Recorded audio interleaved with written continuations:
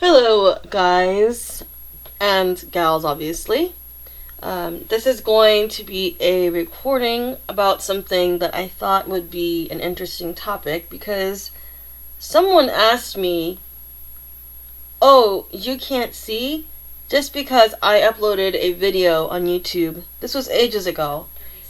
And I wanted to kind of go over this topic because I think it's important. So, just because you can't see, or just because you have a disability or a disorder or an illness, doesn't necessarily mean you can't record videos, doesn't mean you can't record a podcast, doesn't mean you still can't have fun. So, just for an example, I was born with partial blindness, right-sided hemiplegic cerebral palsy, and epilepsy. But, honestly, yes, I still take medicine for epilepsy to this day, but I don't have my seizures anymore. Yes, my vision has gotten worse, but I don't let that get to me. I still can record videos, I still record podcasts, I still do things on a day-to-day basis. And some of you might be asking, well, if you have cerebral palsy and you can't see, then how do you do things? It's a little bit different, but I still am able to do things. I'm still able to function and do what I want to do in my life.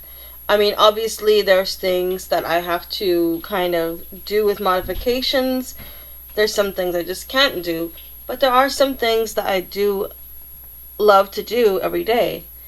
And so I thought I would kind of talk about that topic in this recording, in this video, because I think it's important for people to understand.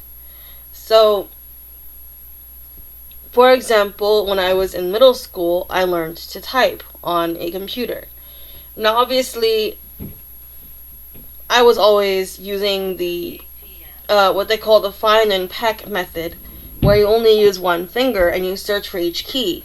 But obviously that wasn't fast enough in middle school. I had to learn to type at a faster pace. And it was a little bit difficult, I will admit, because we had to modify the typing method that you normally use to type. So normally you would use your left hand, pinky on A, ring on S, middle and pointer on D and F. And then your right hand would do G, H, J, and K. But unfortunately, that was not doable for me because of needing to use only one hand. And so what we do now for me is I basically use my pinky is F, ring, middle, and pointer are G, H, and J. And then if I need to move to other letters, I move my hand or my fingers to the letters. So if I want to move to the letter R, for example, then I move my left hand pinky to the letter R. You could move your whole hand up to the whole next row, so R, T, Y, and U. But if you want to be super fast, that's the way I do it. I move my finger to each letter. Now, when I first learned, I obviously didn't do that. I moved my whole hand because the teacher didn't want me to just rush into typing faster at the beginning. Obviously, I did, and so she gave up and just let me do my own thing. But you will want to obviously experiment. And just because you have cerebral palsy doesn't mean you can't type. It's just going to be a little bit different. And depending on the hand that you have the cerebral palsy in, it's going to be a little bit more harder as well because you'll have to improvise. And for me, I'm left-handed because mine's in my right. So that's why I am describing it in a left-handed manner. And you might think, well, how does that translate to games?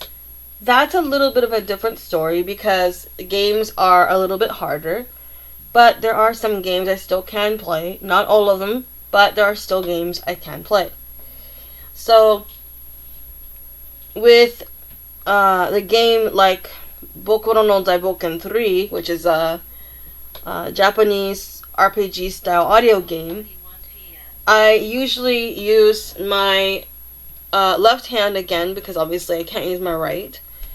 And I will have my pointer, middle, and ring on the arrow keys. So usually that's right key, right arrow key, down arrow key, and left arrow key. And then my pointer, or my pinky is usually, it can go to space. If I want to do enter, for example, then I move my left ring finger to the enter key. You could also use your pointer, but I find, not pointer, you could use your middle finger, but I find it more comfortable to do ring finger. So you can see I still improvise. I still do improvisations to make the game work. It's not the most ideal solution, but it works. If you want to know more about this topic, obviously let me know. But also what I do is I have what's called a left-handed keyboard. And these are a little bit hard to find, but you can find them on Amazon. I have one, it's called the left-handed DSi keyboard. And there's 2 models of it. I'll leave the links in the description down below if you want to check those out and see if they work for you. But I use those, and it's a really great keyboard because the arrow keys are on the left. So that way I can be able to do things a lot easier. The cool thing is that this is a full keyboard, so on the right hand side of the keyboard, not only do you get your right alt key, but you get your applications key, your right Windows key, your right control key, all that stuff. So you get all your keys on the keyboard. It's a full-sized keyboard.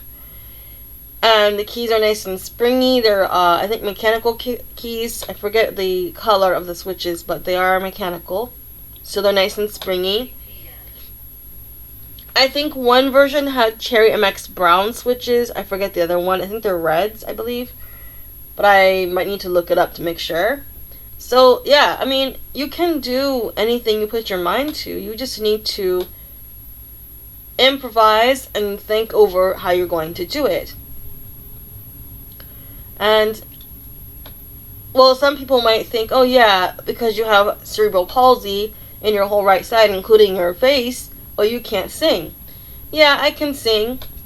And also, you might think, oh yeah, because you have cerebral palsy, you can't learn a language. Yeah, I've also learned a little bit of other languages as well. So, you can learn a language, you can sing, you can, like I said, do whatever you really want to do. As long as you have the motivation, the courage, and the determination to do it, you can do it. So, it's not the end of the world. And I think that if you definitely try your hardest not to get down and not to get sad, which is a hard thing to do for some people, then you'll manage. And the only reason why I'm recording this video about this is because I've been always told by a lot of people on YouTube or other places on the internet, oh, because you can't see, you shouldn't be recording videos, you shouldn't be podcasting because you have a vision loss issue and you have cerebral palsy or hemiplegia. Yeah, I'm hemiplegic. Yes, I am epileptic as well, but I have medicine that controls it. But am I going to let that stop me from doing a video or doing a podcast? No. Yeah, I can't see really anymore except for dull light perception. But is that going to stop me from recording podcasts and videos? No. It's still doable, and it can be done. It's just different.